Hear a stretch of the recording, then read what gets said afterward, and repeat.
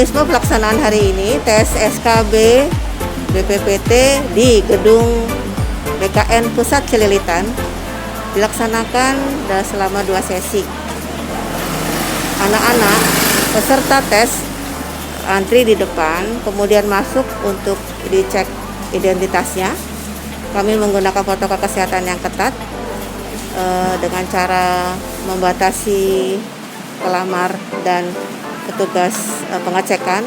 Kemudian anak-anak diminta cuci tangan dan pada saatnya dipanggil untuk menyerahkan tasnya, dimasukkan ke dalam locker, kemudian masuk ke ruangan dengan pemeriksaan body checking. Di atas laksanakan tes sesuai dengan aturan dari BKN. Peserta SKB saat ini 720 orang. Hari ini 425 di BKN Pusat Celilitan.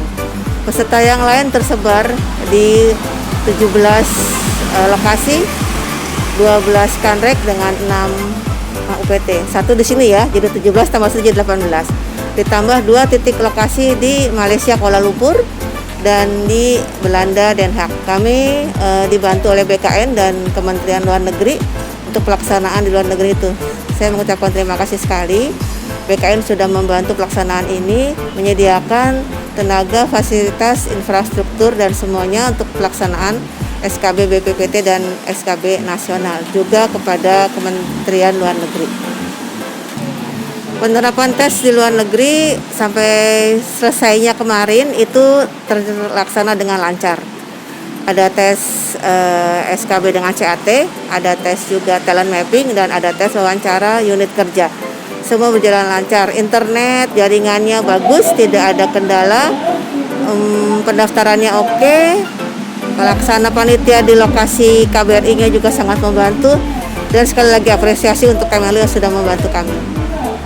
Oke, standar kelulusan ya. Standar kelulusan secara umum di tes seleksi CPNS itu 40% SKD itu sudah selesai, kemudian 60% SKB sekarang.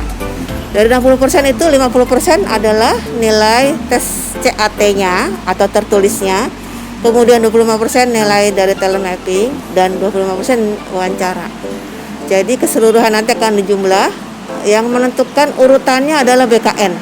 Jadi kami menyerahkan hasil dan BKN yang mengintegrasikan beberapa nilai itu, dan hasil yang kami umumkan adalah berbasis hasil dari BKN.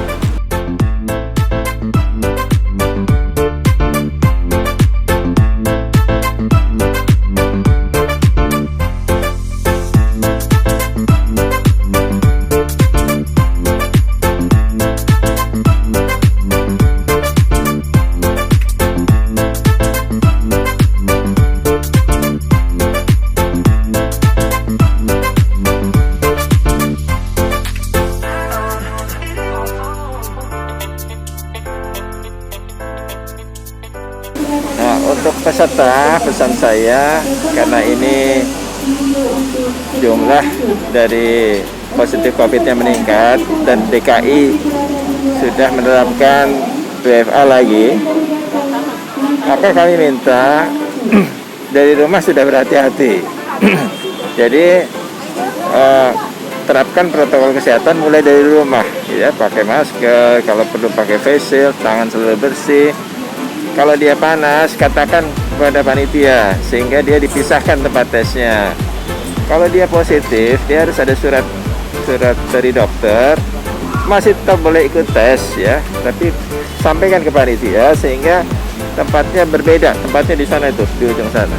Itu kalau tidak disatukan. Kalau tidak mengatakan itu kepada panitia, nanti disatukan sama peserta lain sehingga berbahaya gitu. Nah, ini untuk kebaikan peserta sendiri. Jadi untuk peserta terapkan protokol kesehatan dengan ketat.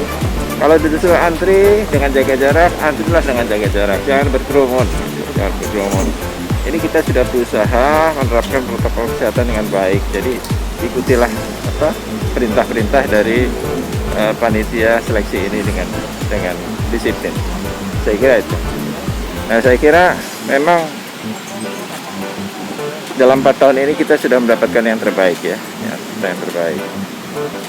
Tapi kalau mau lebih bagus lagi, tentu BPPT juga untuk jabatan fungsional yang di bawah payung BPPT, di mana BPPT sebagai instansi pembina jabatan fungsionalnya, itu jumlah soalnya mungkin perlu lebih berkualitas dan lebih banyak, gitu ya. Nah, anak-anak milenial ini kan berbeda, mereka share di grup soal-soalnya, sehingga mungkin mereka tidak egois gitu ya. Tapi yang pertama itu kesempatannya menjadi lebih kecil daripada yang terakhir. Yang terakhir kan sudah mendapatkan banyak contoh-contoh soal gitu ya. Nah, supaya itu tidak terjadi, maka jumlah soalnya harus banyak sehingga kita bisa mengacak secara random dan tidak ada soal yang akan sama gitu. Nah, itu mungkin yang kita perlukan untuk mendapatkan kualitas SDM yang lebih baik, lebih tinggi lagi. Jadi kalau itu bisa dilakukan, dan juga tidak hanya BPPT, semua kementerian dan lembaga melakukan itu, kita akan mendapatkan SDM yang jauh lebih bagus juga.